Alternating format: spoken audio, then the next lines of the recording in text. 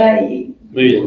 Bueno, pues lo primero, muchas gracias por la invitación. Es un placer estar con todos vosotras. Y yo, pues, como estaba comentando, María Ángeles, soy más del área de inteligencia artificial, aunque os voy a contar que no solo me dedico a esto. Entonces, en lo de hoy, lo que vamos a hablar es un poco de lo que es la investigación e innovación responsable, que es parte de la manera que tenemos de trabajar en el grupo, y esto tiene que ver bastante con, luego veremos, con la diversidad. Como voy a aplicarlo al área donde trabajo, que es la inteligencia artificial, y este es un tema que es muy de moda, se dicen muchas cosas, pero ¿quién sabe lo que es la inteligencia artificial? Entonces me voy a enrollar un poco ahí, porque es de lo que yo más sé, porque aquí yo creo que de diversidad, probablemente quienes estéis en la sala sabéis más que yo. Y luego pues comentaré, a partir de esas cosas que estaremos viendo de inteligencia artificial, por qué la diversidad es importante, cómo puede influir en los procesos en los que estamos trabajando, ¿vale? Y luego pues unas conclusiones donde comentaré pues qué tipo de acciones pueden ser útiles para fomentar más la diversidad en los equipos de desarrollo en el ámbito de la inteligencia artificial. Entonces, nuestro grupo de investigación es variado, y aunque al principio éramos casi todos del área de informática, de la computación, pues cada vez hemos ido incorporando personas, aprovechando que nuestra universidad, la Complutense de Madrid, tiene muchas áreas de conocimiento, pues hemos ido incorporando personas de distintos ámbitos, de la sociología, de ciencias de la comunicación, de estadística, de la salud y también con trabajo social.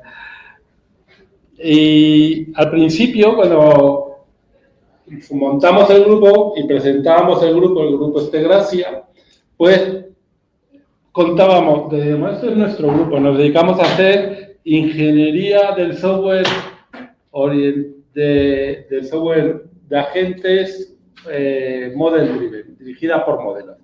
Con lo cual, pues bueno, si no estáis metidos en el área de la informática, esto os sonará chino totalmente. Y contábamos aquí las cosas que hacíamos, ¿no? Una serie de herramientas que servían, pues eso, para modelar sistemas inteligentes, etcétera y tal, y eso. Y bueno, en esa época era lo que se estilaba en el mundo académico, que nos dedicábamos a hacer ciencia fundamental, ¿vale?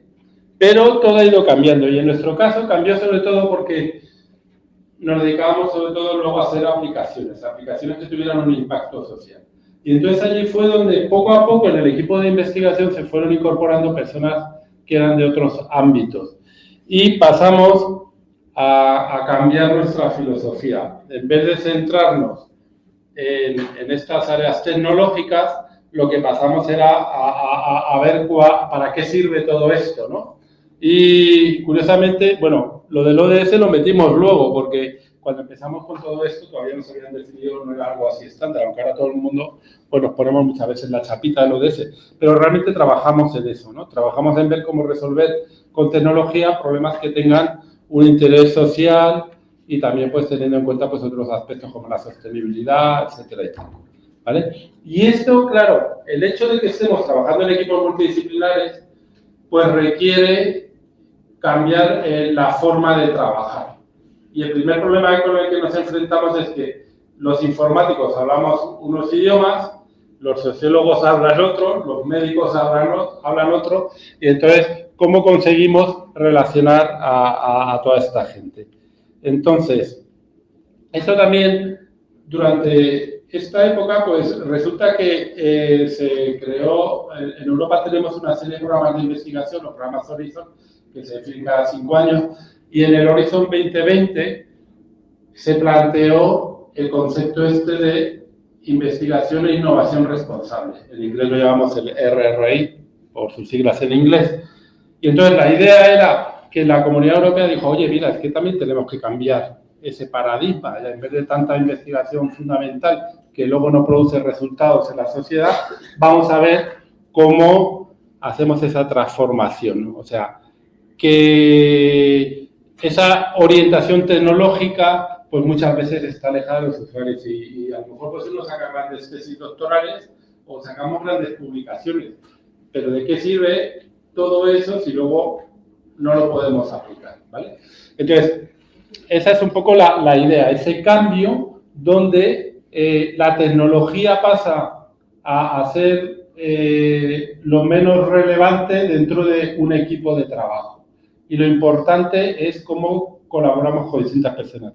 Y aquí pues tuvimos suerte de poder participar, de formar un proyecto, el proyecto Fotris, donde desarrollamos una metodología para conseguir precisamente esa comunicación entre los distintos equipos de trabajo, que es la metodología, lo llamábamos nosotros CORRI, y aquí pues lo que mirábamos era como para concebir cualquier tipo de proyecto lo que tenemos que hacer es pues poner de acuerdo a lo que se suele llamar la cuádruple hélice, ¿no? O sea, que no seamos solo los académicos los que definimos los proyectos, sino que tenemos que contar con otros aspectos de la sociedad. Por una parte, nosotros trabajamos sobre todo, y esto ya lo veníamos haciendo bastante, con organizaciones sociales, ONGs, asociaciones, etcétera, ¿vale? Pero también es importante que alguien al final tiene que implementar las cosas, ahí están las empresas, que claro, ellas tienen también sus propios intereses, que sacan un beneficio, para eso se hacen, y luego está el gobierno, que el gobierno es el que tiene que crear ese marco donde se pueda producir esta colaboración. Entonces, la idea del proyecto Fotris era desarrollar una metodología para la concepción de proyectos que sean responsables y definiendo cómo puede ser esa colaboración entre estos distintos tipos de actores, ¿vale? Nuestra experiencia ha sido que con las organizaciones sociales es fácil y siempre están muy dispuestas a colaborar y de hecho lo agradecen.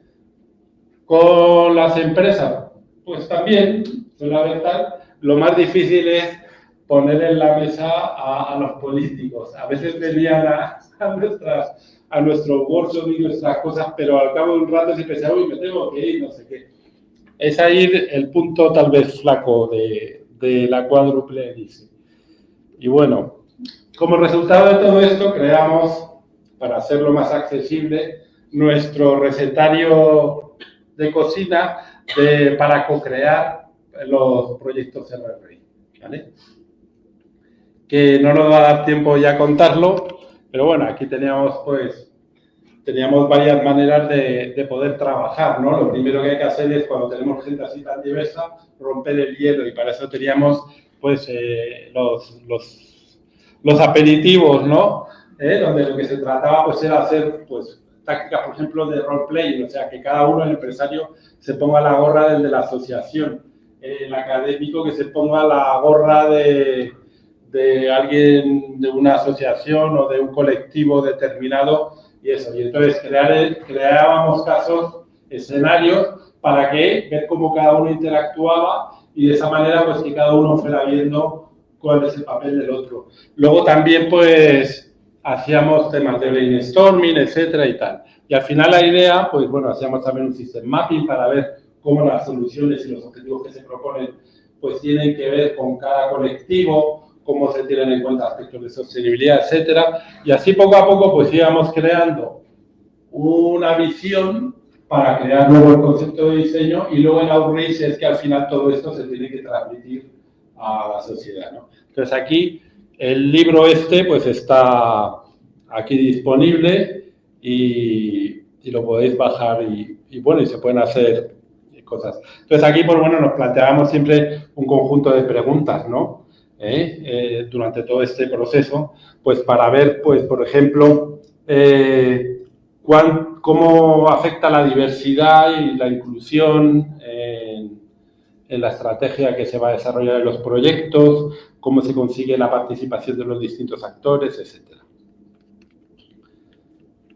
Bueno, aquí sacamos un par de proyectos, uno de ellos es el RiseWise, que eran ejemplos de los que habíamos estado experimentando con esto. Aquí lo que buscábamos era, por ejemplo, cómo nosotros que nos dedicábamos mucho a hacer tecnología asistiva, o sea, cómo generar tecnología que pudiera servir para mejorar la accesibilidad y la vida de las personas con discapacidad. Y en estas discusiones pues surgen ideas nuevas. Por ejemplo, aquí nos surgió el tema de que las mujeres con discapacidad pues tienen unas necesidades que normalmente no están cubiertas cuando se trata de discapacidad.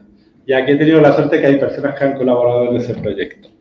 Y bueno, también hicimos otro que era todo el tema de migraciones, también aquí. Lo bueno que hay en este tipo de metodologías es que al final identificamos ciertas necesidades y ciertas que nos dan una mayor innovación, una mayor originalidad en los proyectos, porque no estamos tratando lo que se encuentra siempre en los periódicos, de lo que todo el mundo habla. Estamos encontrando cosas que tienen más que ver con las personas que están realmente afectadas y hacer a estas personas además protagonistas y partícipes en todo el proceso de desarrollo, que esa es la idea fundamental, ¿vale? Bien, pues bueno, también en la inteligencia artificial es interesante todo esto de la responsabilidad y tiene pues muchos aspectos donde podemos abordarla, ¿no? Pues están los aspectos éticos, que es de los que, curiosamente, la ética se habla en la inteligencia artificial, pero no hemos estado hablando durante todas las décadas que llevamos utilizando otro tipo de sistemas informáticos, pero al final cualquier aplicación informática deberíamos de plantearnos su uso ético. No hace falta que tengan detrás una inteligencia artificial. La idea luego también, pues esto, que sean aplicaciones que estén centradas en las personas.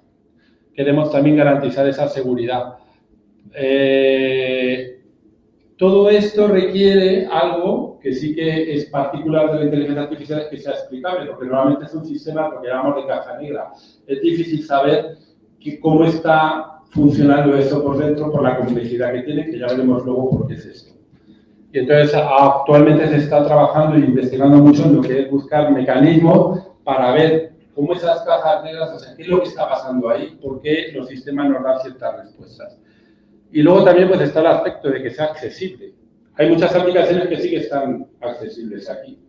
Por ejemplo, hoy he visto que muchos estaban aquí pues para tener la traducción de la persona que estaba antes hablando en inglés. Pues eso genera más accesibilidad y es algo que podemos utilizar en sistemas, cualquier teléfono, con lo cual eso lo hace accesible. Y luego sostenibilidad, que hoy día veremos, pues claro, que sobre todo los nuevos modelos estos grandes de lenguaje, que consumen una cantidad de recursos bastante considerable.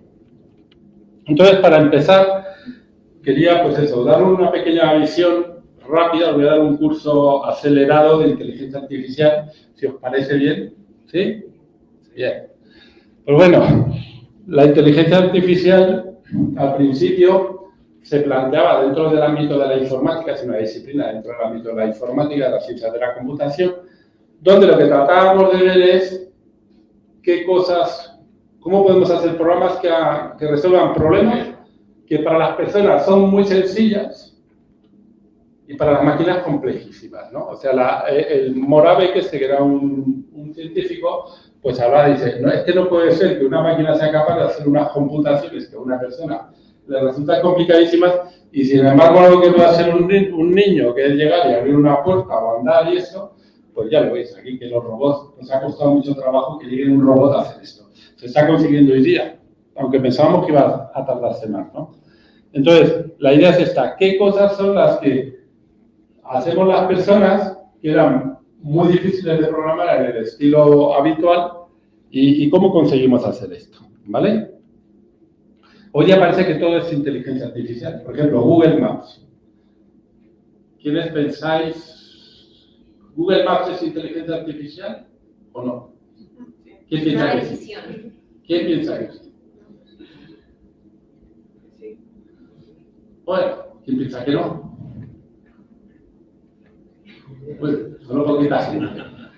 ¿Qué es lo que hace Google Maps? En Google Maps le decimos, mira, quiero ir del aeropuerto aquí de La Naca a mi hotel aquí. ¿Qué es lo que hace? Pues calcula, tiene un grafo donde están ahí todas las carreteras, el tiempo que se tarda en cada una, y lo que hace simplemente es una cosa, un problema de investigación operativa, que es aplicar un algoritmo determinista que calcula pum, pum, pum, y dice, mira, la más corta es esta. Eso no es inteligencia artificial. Si le pedimos, lo que pasa es que luego esto tiene otras cosas, no nos da solo esto. Le podemos preguntar, oye, ¿y qué restaurantes tengo por ahí? O qué hoteles tengo, o qué puedo visitar.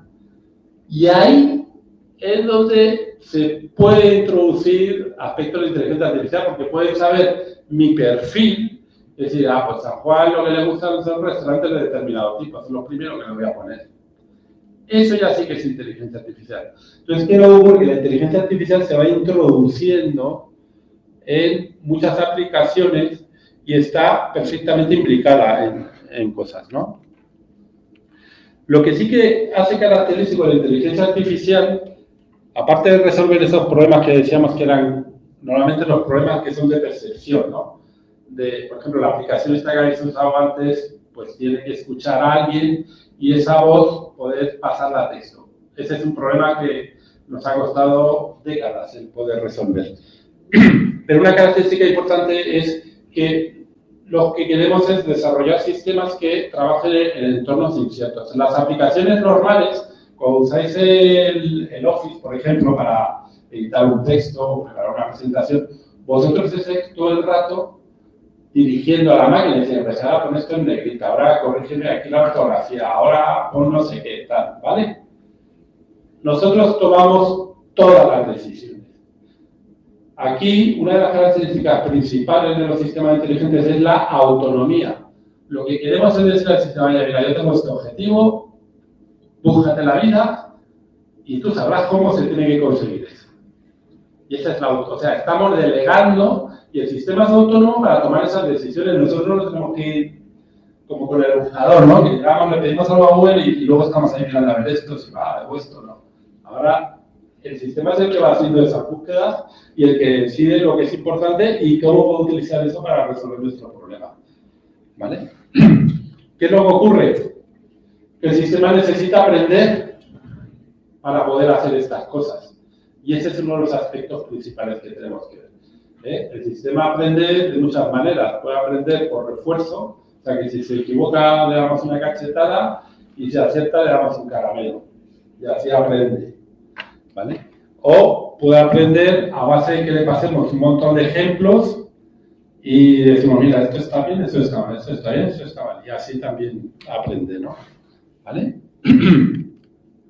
Y luego otra de las cosas que hay de la inteligencia artificial, pues es esto, que la tenemos, como hemos visto en el ejemplo anterior, de Google Maps, que hacen cosas sin que nos demos cuenta y que está en todas partes.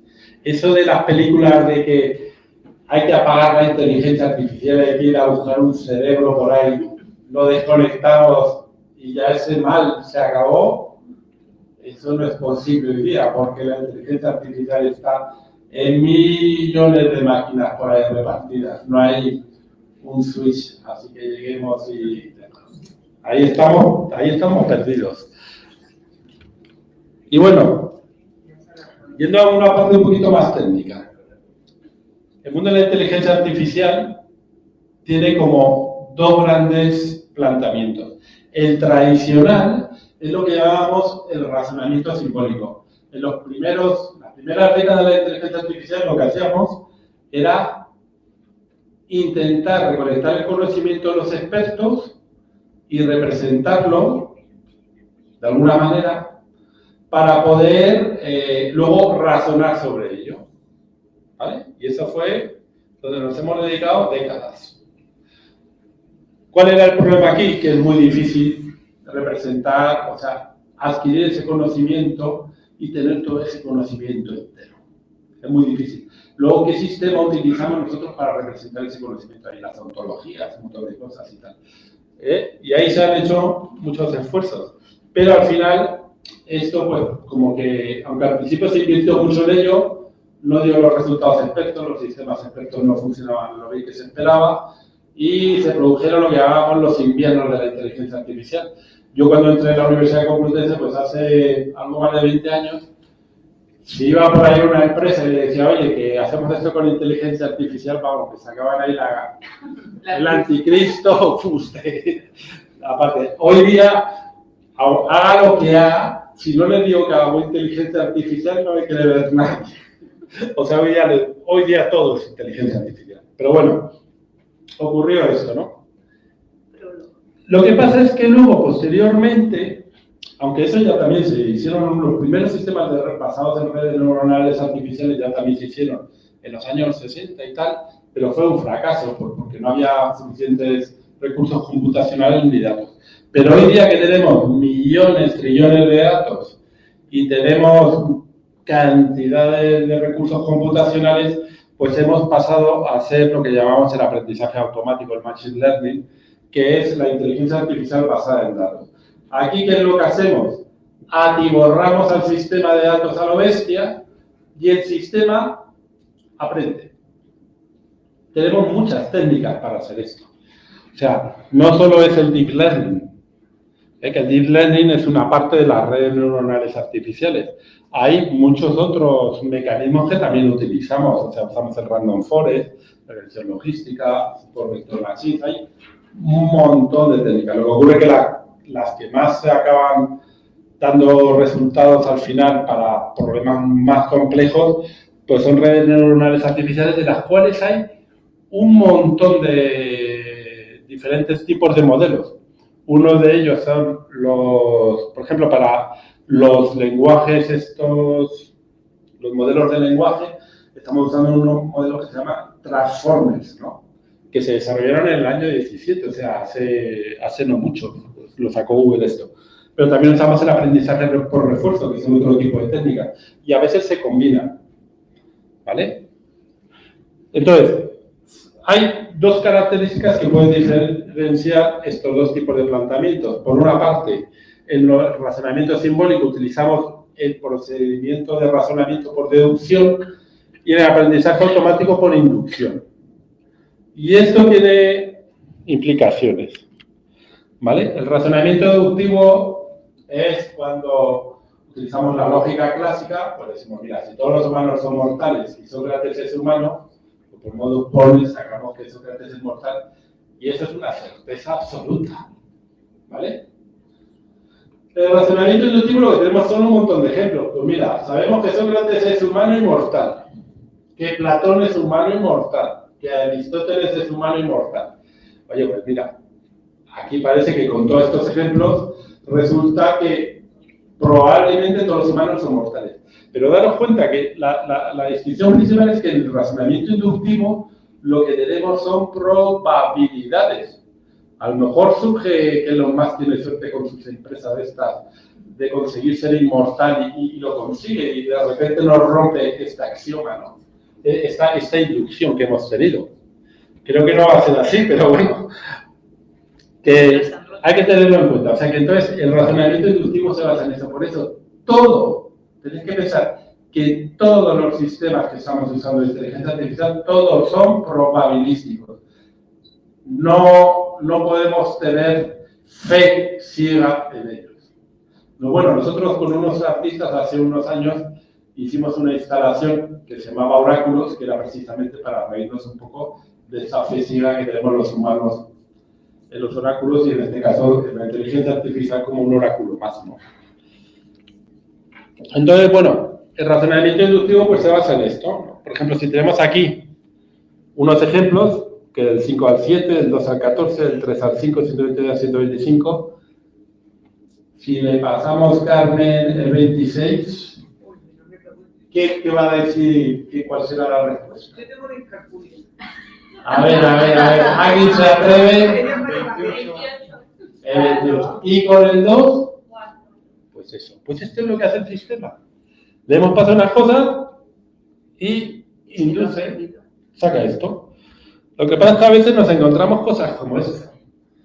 Tenemos esta serie, 1, 2, 3, 5. ¿Quién piensa que puede ser el 7?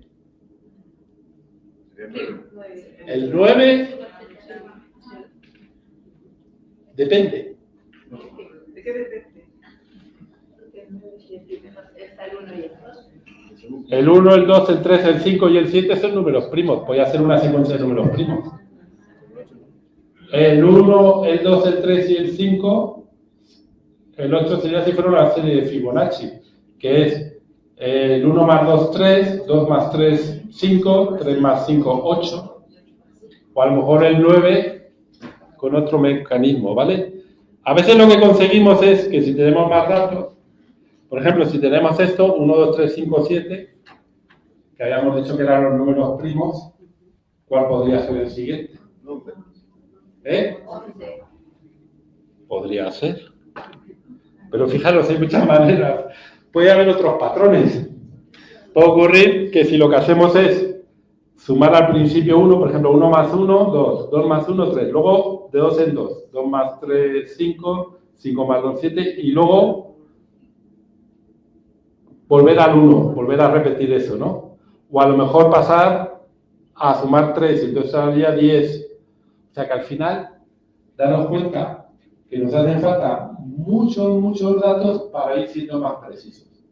Y esa es una de las razones. O sea, y ahí sí que hay una cosa que nos diferencia a los humanos de las máquinas. A un niño le enseñáis 3 perros y enseguida reconocerá cualquier otro perro que aparezca.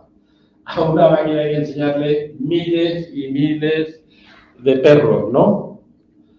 Y de hecho, bueno, lo tenía por ahí, bueno, luego. En fin. Bueno, pues esa es una cosa, la inducción.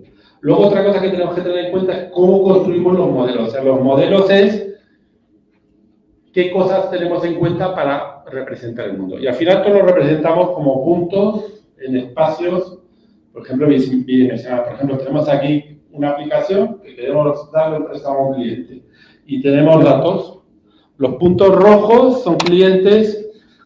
Aquí, por ejemplo, vemos que tienen un salario bajo y una deuda baja. Aquí hay uno que tiene un salario medio, pero una deuda alta. Este tampoco se le da crédito. A estos otros que tienen un gran salario y poca deuda, pues se les da el crédito. Y este punto de aquí, ¿le damos el crédito o no? La salud. Sí. ¿Se lo podemos dar o no? Depende. Si lo comparamos... ¡Ay! A ver, que no sale por aquí. Bueno, si lo comparamos con el punto rojo ese, es el que está más cerca. Entonces, si fuera por ese, pues nos daría que no hay que dárselo. Si lo comparamos con 2 puntos, pues hay 2 verdes que están más cerca que los 2 rojos. Entonces depende, ¿vale? ¿Qué es lo que ocurre? Son pocas dimensiones, con esto podemos saber poco. A lo mejor nos interesa tener más dimensiones. Aquí a lo mejor tenemos el salario, la edad, el cliente, si es bueno o malo para el banco. Y entonces tenemos un espacio tridimensional. Aquí cada uno está representado en un espacio tridimensional. Pero en la realidad estamos trabajando con espacios donde tenemos muchas dimensiones, ¿vale? Como el saldo, donde vive, eso lo tienen en cuenta, ¿en qué barrio vivimos? Si tienes muchos coches, si tienes seguros, la edad, si tienes hijos, dónde trabajas, etcétera, ¿vale? Y nosotros somos puntos en esos espacios que para una máquina le da igual, porque para una máquina todos son luego una serie de matrices y se puede calcular, ¿vale? Los espacios, al final lo que tenemos, por ejemplo, con las redes neuronales, estas cómo funcionan es que se dedican a procesar esta información, o sea, les pasamos las coordenadas de nuestros puntos para que nos determine si somos un puntito rojo de estos de por aquí, pues verá, lo pasaremos por nuestra red neuronal y la red neuronal lo que tienen básicamente son una serie de nodos, que serían como las neuronas artificiales, donde tenemos unas entradas con unos pesos, estas W de Weight, y en función de todo lo que las señales que le llegan, sacan salidas, ¿vale? Con unas formulitas que usamos ahí en medio, etcétera y tal. Y luego estas las juntamos muchas. Aquí tenemos los gatitos de mi jardín, que les saqué una foto, ahí tan monos estaban. Y dije, voy a ver esto cómo lo reconoce la red neuronal. Entonces, bueno, esto es simplificado porque ahora veremos en más capas. Entonces, ¿qué es lo que hace la red neuronal? Le pasamos las fotos en un montón de píxeles, una matriz, y lo que hace es analizarlo. Y entonces, a lo mejor primero identifica colores. Luego, a lo mejor, en una capa siguiente, identifica líneas. En otra capa, a lo mejor va consiguiendo trocitos, ¿vale? Y al final nos puede decir si es un perro, gatos, caballos, pájaros o otra cosa, ¿vale? Pero vamos, básicamente la red neuronal es esa cosita. ¿Y qué es lo que consiste el entrenamiento? Que le pasamos muchas fotos y lo que va haciendo es esos pesos que va viendo en cada una, o sea, cuando le pasamos algo, si falla, va hacia atrás corrigiendo. O sea, si yo le he pasado aquí los gatos y me dice que es un perro y esto ha fallado, pues va hacia atrás, tac, tac, tac, corrigiendo. Si acierta, pues se refuerzan los pesos que había. Y así, pasándole en muchos casos, esto se reconfigura como por arte de magia y acaba haciéndolo. El problema que es que necesitamos, como he dicho, miles de fotos. Aquí, claro, por eso es por lo que muchas veces nos aparece esto muchas veces cuando vais a páginas. Y uno dice, ¿por qué diablos me meten esto? ¿No? Pues esto sirve para dos cosas. Para el que tiene la página web, le sirve para saber que quien está accediendo no es un robot. Y esto Google se lo regala. A cualquiera que quiera hacer una página web, Google dice, te regalo los recachas estos. Y dices, qué generoso Google, ¿no? ¿Sabéis por qué lo regala? Porque así nos tiene a todos creando ejemplos para alimentar su sistema. ¿Por qué nos ponen siempre semáforos, pasos de cebra, autobuses, bicicletas? Pues porque quieren hacer mejor sus coches autónomos o los algoritmos que tienen para coches autónomos. Por eso nos tienen ahí todo el día clicando todo ese tipo de cosas, ¿no? ¿Vale? En un momento era sobre todo lo de las letras, porque querían digitalizar un montón de bibliotecas del mundo. Ahora están centrados más en eso. Entonces, como hace falta muchos ejemplos, pues por eso nos meten todo esto. Y los lenguajes estos que esto es lo que ya nos ha hecho famosísimos a todos los que nos dedicamos a la IA. ¿Quién de aquí utiliza el ChatGPT? ¿Quién utiliza Gemini? O Gemini, como digáis. ¿Quién usa Grok? Hay muchos, ¿no? Hay un montón. Mistral es uno europeo que es open, este sí que es abierto. Los demás al final son todos cerrados. El Deep Search es el chino que han sacado ahora. En fin, tenéis aquí un montón para poder ir experimentando. ¿Cómo funciona esto? Pues básicamente estos sistemas, me voy a quedar corto de tiempo. Lo que hacen básicamente es predecir. ¿Os acordáis lo que hemos visto con los numeritos? Esto es lo mismo que hacen, pero lo hacen con textos. El barco navega en el mar y el avión, ¿qué diría? Vuela. Pero a lo mejor voy a alucinar y decir, se estrella en el mar, ¿no? O flota en el aire. O sea, posibilidades hay muchas, ¿no? ¿Cómo se hace esto? Bueno, lo primero, el modelo. Todas las palabras, igual que hemos visto antes que para las personas, cuando nos enseñan un crédito somos puntitos, aquí todas las palabras también son un punto en un espacio. ¿Y cuántas dimensiones tiene este espacio? Pues en alguno de estos tiene, a lo mejor, cada palabrita se codifica con 10.000 números. O sea, un vector, numerito y otro y otro y otro, 10.000 números. O 1.000, o 4.000, ¿vale? Imaginaros ese espacio tan grande. Por eso hace falta esas maquinones. Y ahí tenemos todas las palabras. Entonces, cada palabra está en un sitio y así podemos ver, con cálculo vectorial, miramos qué cerca están unas palabras de otras. ¿Qué relación hay entre unas palabras de otras? Porque a lo mejor yo tengo la palabra reina y monarca y están en una relación y rey y monarca. Y a lo mejor hay una relación con la palabra de género. Y entonces, a partir de ahí se pueden hacer cálculos y cosas y tal con todas las palabras, ¿vale? O sea que básicamente lo que tenemos es este espacio y esas relaciones que hay dentro de ese espacio son las que nos van a permitir hacer luego estas predicciones. Y básicamente el procedimiento que se sigue es este. Empezamos aquí, por ejemplo, le metemos aquí, ¿qué es la inteligencia artificial? Lo primero que se hace es dividir eso en cachitos, que son lo que llamamos tokens, que suelen ser palabras o cachitos de palabras también. Cada una de estas se tiene que asociar con uno de esos vectores que hemos visto de ese espacio de múltiples dimensiones. O sea, el que sería 0,05, 0,10, que normalmente están normalizadas entre -1 y 1. Y todo esto se mete en lo que llamamos los transformers. Y esto lo que hace es que todo ese texto que tengo yo ahí con todas esos vectores, lo que se hace es ajustar sus valores. Se usa una cosa que se llama el mecanismo de atención, que lo que hace es decir, mira, esta palabra está muy relacionada con esta, entonces vamos a cambiar el valor que tenían esos vectores y al final se va configurando así y como resultado nos da, el cálculo de Logix, nos da al final una probabilidad para todas las palabras, que si a lo mejor tenemos 50.000 tokens, en un lenguaje como el inglés, por ejemplo. Y entonces me dice, pues mira, esta palabra tiene el 0,8% de, 0,8 de probabilidad. Esta el 0,4 y así. Entonces, a veces elige la primera y a veces elige una de las 5 primeras o a veces alucina y dice, y entonces salen cosas raras, ¿no? ¿Vale? Y entonces lo que hace es eso, es ir generando un conjunto de palabras, taca, taca, taca. ¿Vale? Y así funciona esto.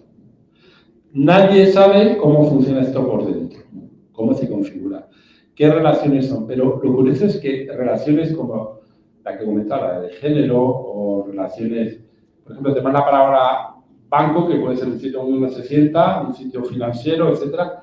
Dependiendo del contexto de las frases que le hemos dado, banco al principio aparece con un vector, pero dependiendo de las palabras que tiene alrededor, en esa query que le hemos hecho, en ese prompt, va variando el peso y entonces se va ajustando al banco que es para sentarse o al banco que es para el otro. Y esa es la maravilla que tiene esto. Claro, esto se entrena con bibliotecas gigantescas. Y de hecho, mirad, aquí tenéis unas estadísticas. Los vectores estos, los tokens, pues fijaros que se están usando dimensiones de varios miles. El número de parámetros que tienen estas redes son millones. Aquí ponemos 175.000 millones. Estos son 1,76 billones nuestros, o sea, millones de millones, y así, esto, ¿vale? La ventana de contexto es el conjunto de palabras que le podemos meter antes. O sea, con cuánto trabaja lo que le estamos dando. Tened en cuenta que cada vez que estáis usando un prompt de estos, estáis consumiendo un montón de litros de agua y energía. Y las capas que tiene. Para comparar, 1 millón de tokens sería pues como el Quijote. ¿Vale? Y esto es solo lo que es capaz. Entonces, claro, si tú le metes ahí eso, pues claro que te va a sacar un texto parecido al Quijote, ¿no? Sabrá, ¿vale? Una persona, sin embargo, tenemos más tokens en la cabeza, aquí tenemos como algunos de más de magnitud. Luego, lo que sí que hay que tener en cuenta es que no es solo que se hace esto que tenemos, lo que os he contado. El modelo de lenguaje es una cosa, o sea, tenemos el GPT-4, es lo que llamamos un modelo fundacional. Luego está ChatGPT, que esa es una aplicación que utiliza ese modelo fundacional, que funciona como os he enseñado. Pero para hacer el ChatGPT hace falta, para las aplicaciones que vamos a hacer sobre esos modelos de lenguaje, hacemos otro proceso, que es lo que llamamos el fine tuning, el ajuste fino. Y eso se hace de muchas maneras, ¿vale? Una manera, por lo menos al principio como lo hicieron los de ChatGPT, fue coger a un montón de gente de la India y de algunos otros sitios, como les costaba menos, y ponerlos allí a chatear. Y ver qué resultaba. Si el diálogo que salía estaba bien o estaba mal, etc. Y de esa manera iban haciendo ese ajuste. También utilizaban conversaciones que había de grupos por ahí de chats y cosas como Reddit, etcétera y tal, ¿vale? Y todo eso se utiliza. De esa manera se va reajustando el sistema para la funcionalidad concreta de eso, ¿vale? Eso también cuesta mucho. También se os habéis dado cuenta muchas veces os preguntan, oye, ¿te ha parecido bien? Y podéis marcar, y eso. Estáis ayudando a mejorar el sistema. Eso es lo que llamamos aprendizaje por refuerzo, que es distinto, es otro tipo de aprendizaje máquina, distinto del que hemos hecho al principio, de meterle ahí todas las librerías del mundo y que él configure y saque esos patrones. ¿Vale? Bien, pues todo esto se hace con un proceso. Entonces, el proceso que tenemos nosotros cuando desarrollamos aplicaciones de inteligencia artificial, y es aquí donde vamos a ver cómo influye la diversidad, realmente estamos siempre en un ciclo, ¿vale? Al principio, lo que tenemos que hacer es definir el problema, capturar quién queremos que haga el sistema, quiénes van a ser los usuarios, quiénes van a beneficiarse de ello, con qué recursos, ¿vale? Y aquí es fundamental, bueno, veremos luego. Por otra parte tenemos los datos. Los datos pueden ser cosas que nos vienen de sensores, cosas que sacamos de internet, pues a veces hacen estudios, por ejemplo para medicina, pues todas las cosas que nos dan la gente desde los hospitales, encuestas que se hacen, por ejemplo, estudios sociológicos, etcétera, todo lo que sea. Estos datos son muy variados.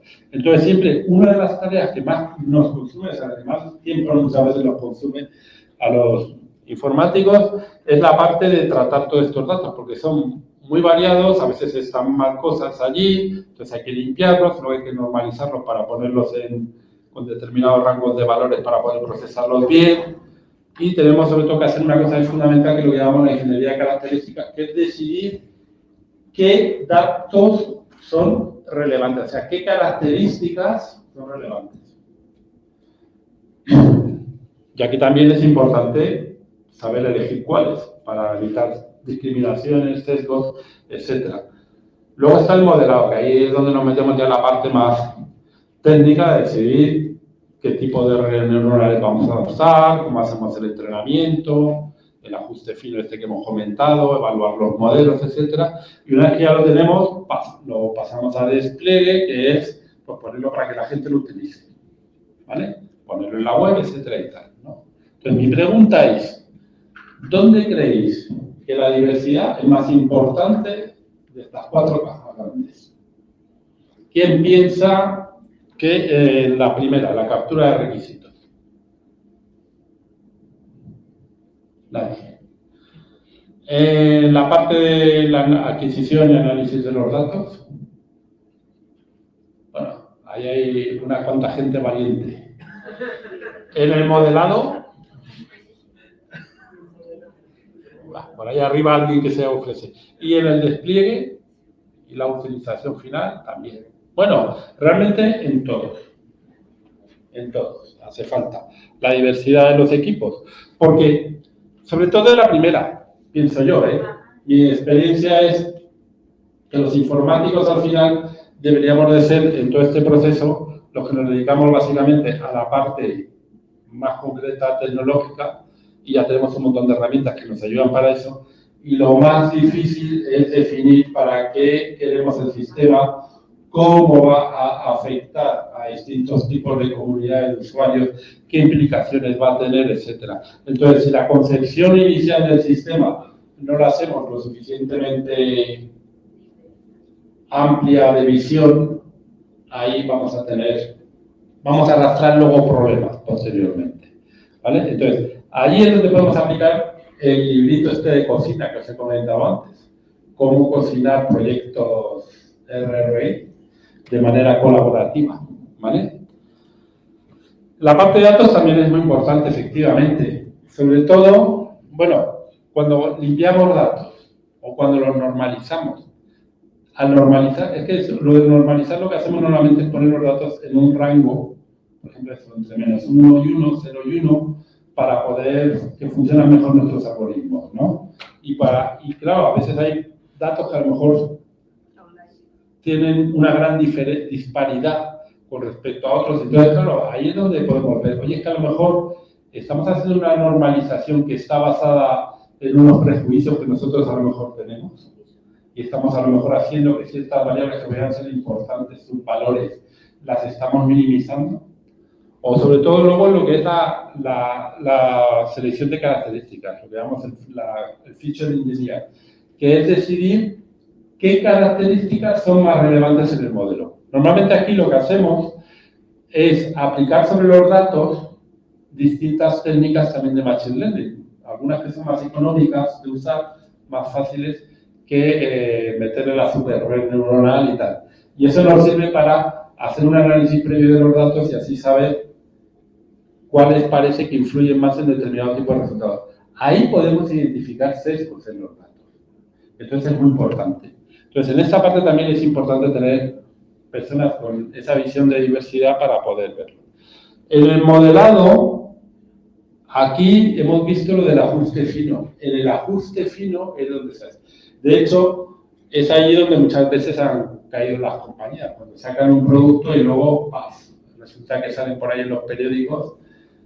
Pues el chatbot de Microsoft, el Yayu, que fue el primer chatbot que sacó Microsoft por ahí en una red social, pues se ha convertido en un día, ya está aquí diciendo todo tipo de salvajadas, ¿no?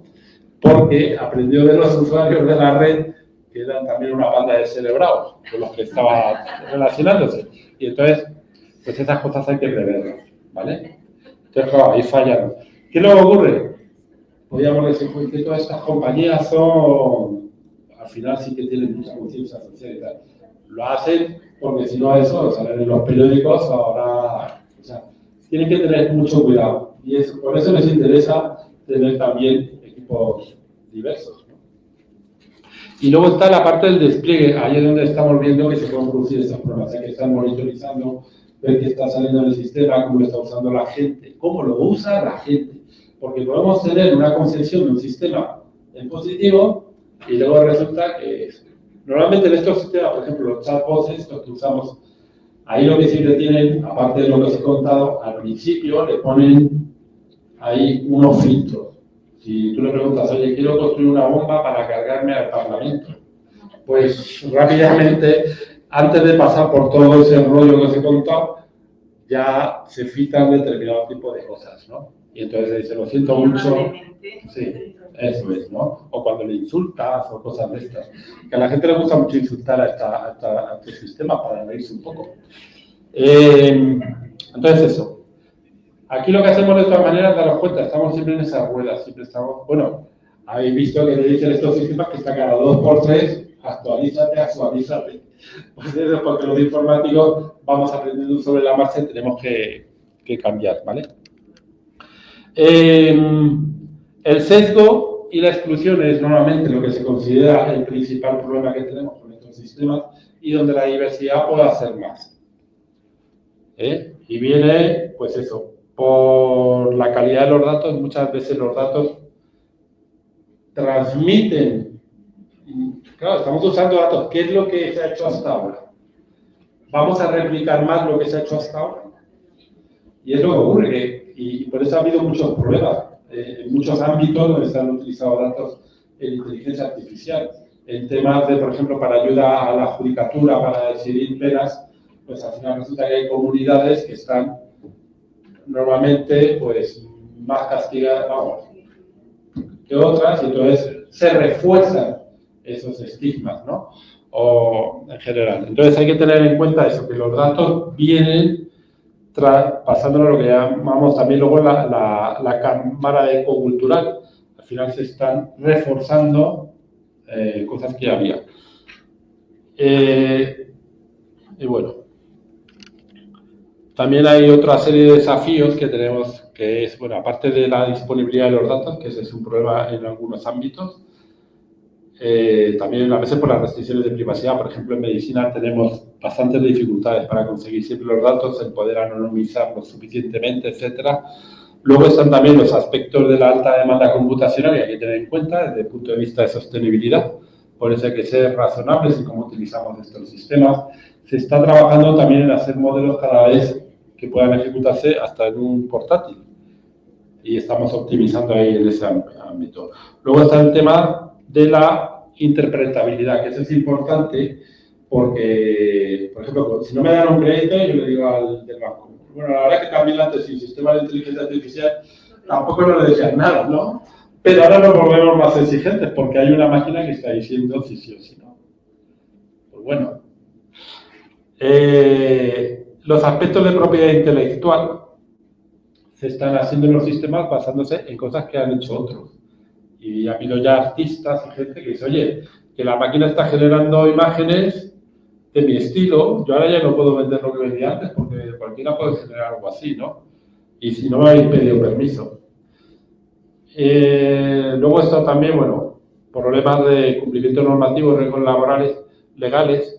Y aquí sí que hay que tener en cuenta que es muy difícil porque cada país tiene su propia legislación y estamos en la red. Al final lo podemos saltar, te metes en una VPN, sales de tu país y puedes hacer cosas. Entonces, la diversidad es lo que nos puede ayudar a tratar varias de estas cosas, ¿no? En la diversidad de género hay un aspecto que es, en este ámbito, pues nos hace falta que haya más mujeres que participen en los equipos de desarrollo. Mi experiencia, aunque esto no hay estudios que yo creo que sean... Bueno, una de las cosas que hay, no hay muchos estudios al respecto. Hay cosas de tipo cualitativo, pero no cuantitativo.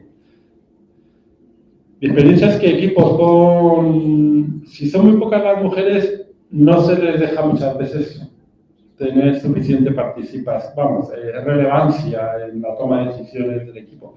Cuando son muchas mujeres, los equipos funcionan mejor. Pero eso, bueno, es una experiencia. Ya os digo, no hay estudios generalizados al respecto. Entonces, creo que es importante tener equipos con una buena representatividad de mujeres porque normalmente ayudan más a la consecución de los logros comunes o ponen más énfasis y crean unas dinámicas más positivas en los grupos y promueven también discusiones sobre las implicaciones éticas, etcétera, que tiene la inteligencia artificial o cualquier otro sistema que desarrollemos. Luego hay los aspectos culturales, no sé si conocéis, tenía por aquí yo para enseñaros, por ejemplo, el modelo de dimensiones culturales, donde se pueden aquí comparar cosas distintas, ¿no? La instancia del poder, o sea, hay, por ejemplo, aquí tengo México, que he visto que por aquí hay unos cuantos, España y Estados Unidos. Pues aquí a lo mejor en México pues se considera, bueno, aquí te lo explican luego todo esto, ¿no? Que hay más jerarquías, a lo mejor, o se tiene más en cuenta, ¿vale? El individualismo, pues a lo mejor aquí los españoles somos muy individualistas, bueno, en distintos aspectos, ¿no? Que se considera aquí. Y, en fin, todo esto nos sirve, como por ejemplo, la motivación para la consecución, para la realización de los objetivos. Pues los mexicanos parece que que tenéis más ímpetu en esto. El evitar riesgos, incertidumbres, orientación a largo plazo, indulgencia, etc. O sea que hay una serie de características que definen las diferencias culturales que tenemos y eso a la hora de crear equipos multiculturales pues es importante.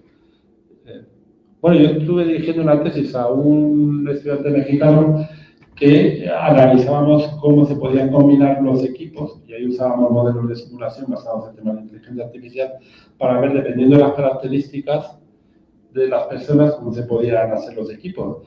Y esto se aplicó luego en plataformas petrolíferas de la compañía mexicana de petróleo.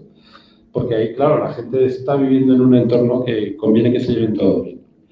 Bueno, vamos a ir a acabar y básicamente hay muchos aspectos así que hemos ido mencionando y para concluir, bueno, hay casos donde se ve que aún funciona bien la diversidad en los equipos, por ejemplo, de las principales compañías como DeepMind o OpenAI, que son equipos muy multiculturales y muy multidisciplinares y gracias a ello se han desarrollado todas estas aplicaciones. En ese sentido, nos ganan al mundo académico que somos realmente menos diversos y que mucha gente pues trabaja en su propia disciplina, no se relaciona tanto con otras y también pues estamos más centrados, ¿no?, en nuestro ámbito. Entonces, para pasar a la acción, hay que favorecer más los equipos con diversidad. Una de las cosas que se ha visto es que para ello pues hace falta también esa cultura ya que tiene que estar en los propios líderes, son los que tienen que fomentar más eso. Entonces hay que ver eso.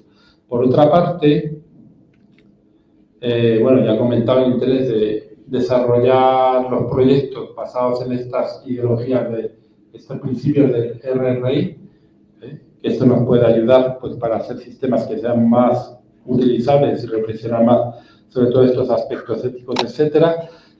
Y importante, lo comentaba Cristina esta mañana, todo el aspecto que hay de la educación. Y bueno, como muchos de aquí nos dedicamos a ese ámbito, pues creo que eso está bastante evidente.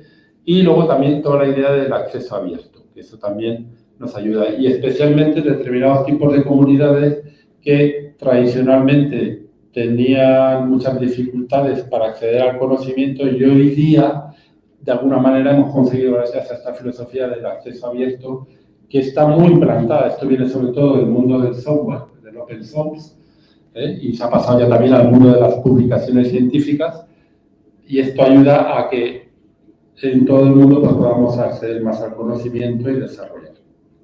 Y con esto acabo con una imagen generada por el Cevital. Y bueno, mencionando también otra cosa, que la inteligencia artificial no es solo código, es un reflejo de que ven la crea. Gracias. Muchísimas gracias.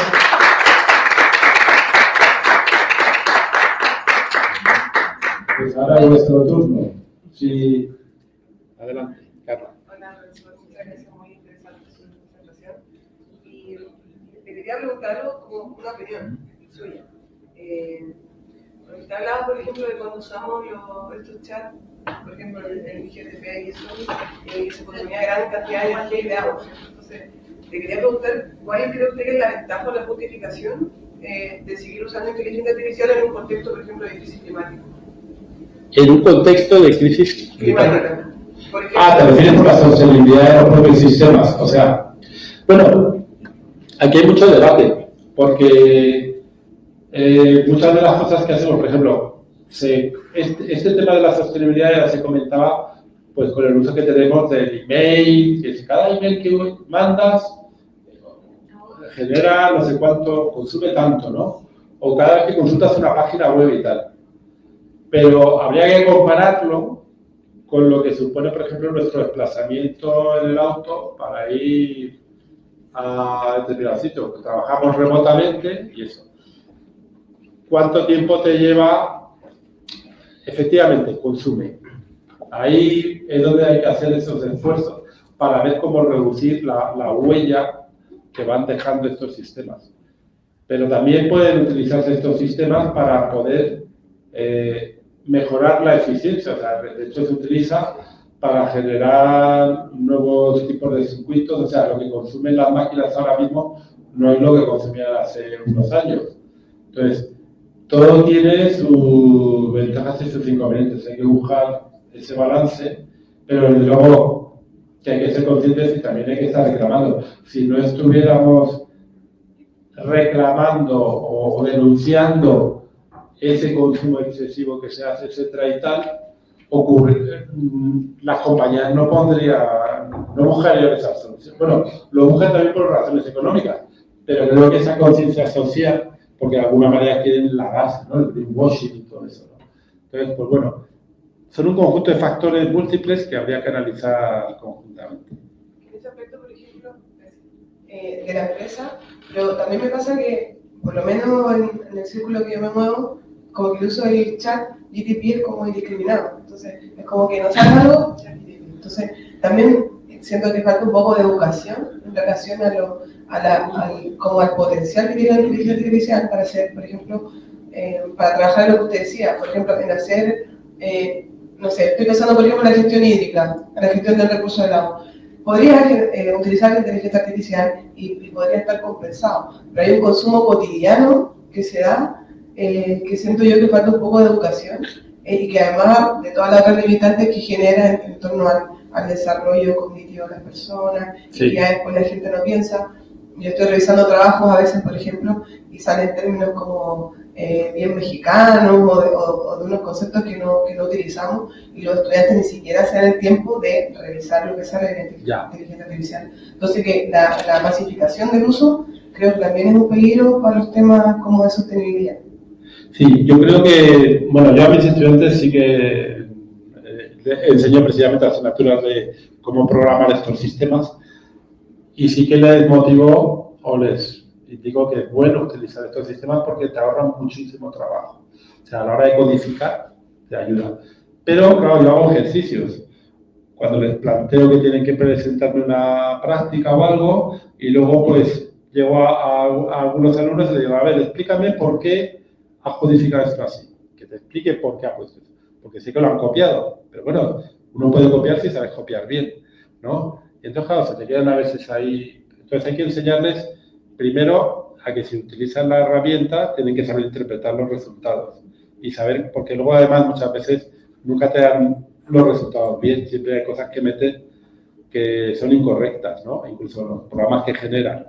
Cada vez los hacen mejores, ¿verdad? Pero hay cosas que no se contemplan y cosas... Entonces, hay que hacer ese ejercicio de que lo utilicen, pero enseñarles a interpretar. Eso por una parte.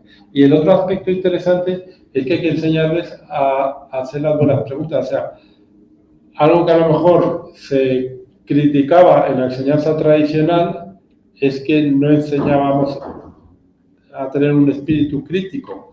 Aquí sí que podemos aprovechar estas herramientas para crear diálogos, o sea, hacer que los estudiantes aprendan a preguntar, a plantearse qué es lo que quiero yo, ¿no?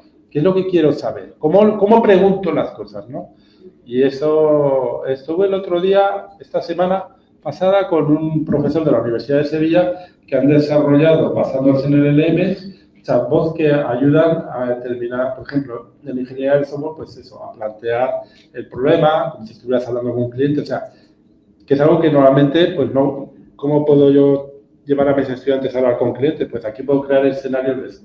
O, por ejemplo, usaban también este sistema para estudiantes que tienen problemas, pues ayudarles a revisar cómo han resuelto el problema donde tienen dificultades. O sea, que se pueden hacer cosas positivas, pero también es verdad que usarlo indiscriminadamente y no tener ni idea de, pues pone esto y tal, pero precisamente los profesores, yo cuando me vienen ahí y veo que han copiado algo mal y no se han enterado ni nada, les digo, pues mira, lo siento mucho, tienes un 0. La próxima vez copia, pero copia bien. Pero igual sí que tenemos que tener en cuenta la cantidad de fotos y la cantidad de cosas que subimos, la cantidad de recursos que consumimos, que sí que podíamos eliminar bastantes cosas. Sí, es verdad, cuando la gente te manda ahí en el WhatsApp 20 fotos iguales, dices, oye, selecciona la que esté mejor, pero no me mandes 20. Que luego la vemos una vez y ahí se queda en el olvido. A efectos prácticos Sí, a efectos prácticos por ejemplo, cuando los estudiantes vienen con los problemas de los estudiantes disléxicos o que tienen dificultades en el habla, que dicen es que yo escribo por mucho que los correctores me digan, me indiquen que no está bien, no veo. A mí también me pasa porque lo de iglesia, puedo leer 1000 veces esa palabra, la leo, por lo cual. ¿A eso qué solución se le va a dar? Porque no veo yo ninguna solución a efectos prácticos para estos muchachos que van conmigo. Bueno, se podrían crear ejercicios. Yo también era disléxico. Bueno, a veces surgen cosas, ¿no? Pero sí que tuve suerte de tener una profesora que se dedicó a utilizar una metodología para enseñarme la lectura, etcétera y tal, desde muy pequeñito, que eso me ayudó. Pero eso, pues habría que desarrollar herramientas específicas con ejercicios, etcétera y tal, que capacitaran mejor, o por lo menos para atenuar que es... No solamente para la falta de ortografía, sino que hay veces que las frases no tienen sentido. Porque Sí, es lo que dices. Y no hay manera, digo, pues es que hay mucha inteligencia artificial, pero efectos prácticos esto... Pues mira, eso se podría hacer, porque se pueden... Sería un buen proyecto, pero habría que desarrollarlo, claro. Habría que ver metodologías que se usan en la práctica, de manera manual, para ver cómo aplicarlas, para hacerlo mucho más. Que incluso para algunas personas les vendría bien, porque hay veces que la gente, por timidez, pues no quiere hacerlo con personas, y a veces con una máquina, como si fuera un juego y estás ahí, pues tienes más confianza y haces más. No sé si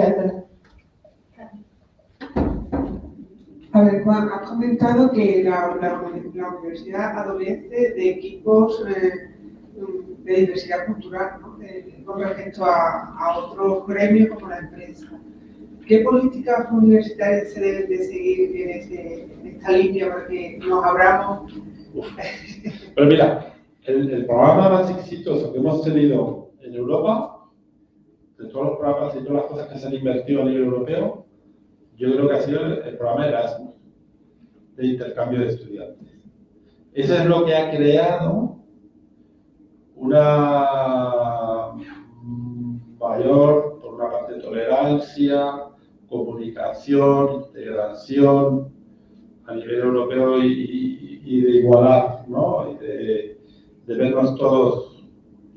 más como igual, o sea, creo que ha sido el programa más exitoso. Ese es un programa bueno.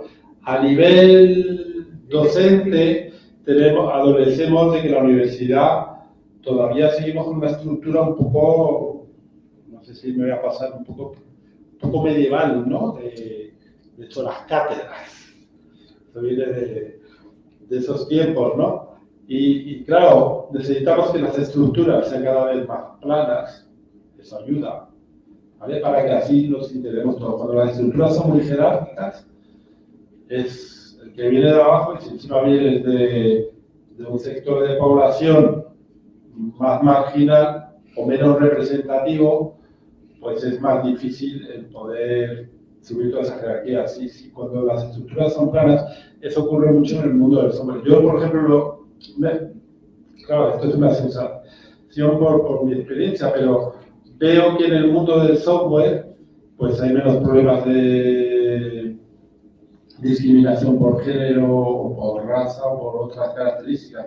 Y veo curiosamente que en el mundo de las ciencias sociales es una impresión que me da como que se produce más, lo cual es paradigmático teniendo en cuenta que el mundo de las ciencias sociales, pues en parte hay como más sensibilidad, por lo menos en el discurso, pero luego en la práctica, en cambio en el mundo del software, como hace falta gente a lo bestia, a lo mejor es por eso, ¿no? Y porque también hay mucho, bueno, la figura esa del nerd que está ahí comiendo hamburguesas y Coca-Cola y tal, y no sé qué, que a veces parece que los dedicamos a la informática éramos toda gente muy marginal y nos juntábamos solo por el placer de hackear y cosas de estas, ¿no?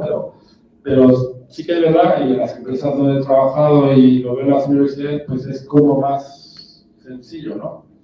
¿Sabes? Y un ejemplo dentro de tu equipo de diversidad, perdón, de investigación, quiero decir, el tema de diversidad. ¿Algún ejemplo? Bueno, conocéis ahora estamos trabajando en dos proyectos. Uno es el proyecto STEP, que es un proyecto europeo, y ahí lo que estamos es trabajando en ver cómo, en general es para todas las dimensiones de diversidad, pero especial más enfocado en el género, para ver cómo fomentar la participación de las mujeres en disciplinas STEM, ¿vale?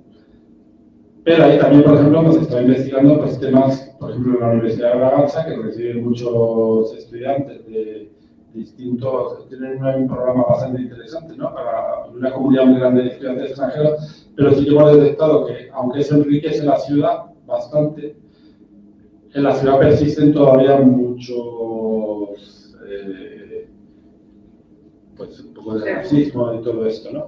Luego tenemos ahora pues el proyecto también, por ejemplo, con el EDIRE, que es donde me voy la semana que viene, en Bosnia, y allí pues la idea es ver cómo esa sociedad se reconstruye después de un conflicto bélico que ha tenido tan fuerte entre comunidades muy enfrentadas, ¿vale?